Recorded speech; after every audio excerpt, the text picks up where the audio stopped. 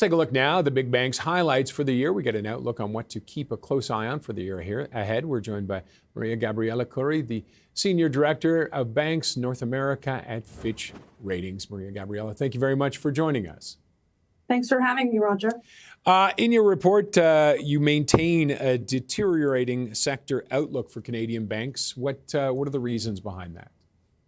So the sector outlook, think of it as the business environment for the banks. It doesn't speak to the bank's credit worthiness itself, but more what it's like to do business. And although the banks have proven very resilient through this year, we still think the environmental headwinds leave a little bit of room for potential deterioration in the coming year. And what are your biggest concerns? Is it GDP growth, the geopolitical that's happening right now, trade? Exactly. Trade is the biggest headwind in our view. Our economics team has reviewed GDP growth to 1.1% in 2026. That's what they're forecasting. However, the CUSMA renegotiations that start in July 2026 and the current cessation of U.S.-Canada trade negotiations leave a bit of room for concern. And why is that? Why are you worried about the banks when it comes to CUSMA?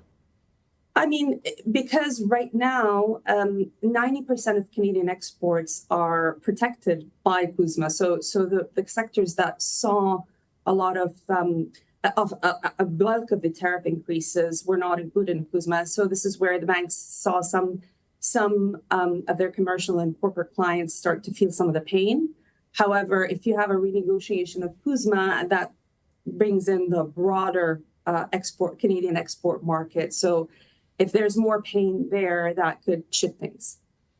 And another concern, I think it's the first time ever that we've actually seen, or at least we haven't seen this lack of growth, I guess, in the population in Canada. What kind of a worry is that? We saw actually a little decrease this quarter for population in Canada. What kind of a worry is that with the change in immigration policies? Again, it's a double-edged sword. In one way, it helps in terms of the employment numbers. But again, when you're looking at foreign students and foreigners coming in, they're adding to the economy. So they're bringing in more funds to the economy. However, right now, I think the Canadian government's more concerned with the capacity and employment and housing market. So in one sense, it helps, and in one sense, it could, I don't want to say hinder, but just not allow for excessive growth. And more inside, I guess, slowing housing sales, and we've seen concerns with that. Numbers are down. Yes, numbers are down. There's a slowing in the housing market. However, we've seen mortgage volumes hold up, and from the Bank of Canada rate cuts definitely helped in terms of that, and actually the moderation in housing prices in large markets like Toronto and Vancouver mostly. That's kind of helped the mortgage demand in the last couple of quarters we've seen at the banks. But going forward, again, you can only get a mortgage if you have a job. And so this is where the greater concern is the headwinds from the tariff trades, and if they start impacting the broader economy rather than just a few sectors here and there. And Bank of Canada has said that it's probably, or hasn't said, it looks like it's going to stand pat where they are right now possibly for the year, maybe even an increase. What kind of factor is that? So we do, our economics folks also suspect that the Bank of Canada is going to hold through 2026, that they're done with the rate cuts. Should there be any pressure from the trade talks, that's where we can see a potential move. However, the Bank of Canada also estimates that there's about 60% of mortgages are renewing between 2025 and 2026, and about a third of those are going to see an increase in the rate they're paying on their mortgage. So a lower rate at the current moment actually helps in terms of asset quality and consumer profiles, because people can still renew at a reasonably okay rate rather than the rates we saw when the Bank of Canada had rates up north of 5%. And just one last, we saw a couple of mergers and acquisitions, EQ Bank buying PC, Laurentian being bought. Do we expect to see anything like that, and what kind of an impact that might have going into 2026?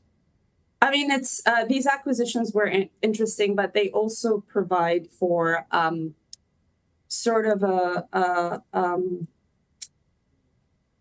it's consolidation of the sector, but it's also helpful in terms of scale, the scale of the organizations that will emerge, Equitable with PC and now Fairstone with Laurentian's commercial service. So the challenger banks, as they like to be called, are becoming stronger.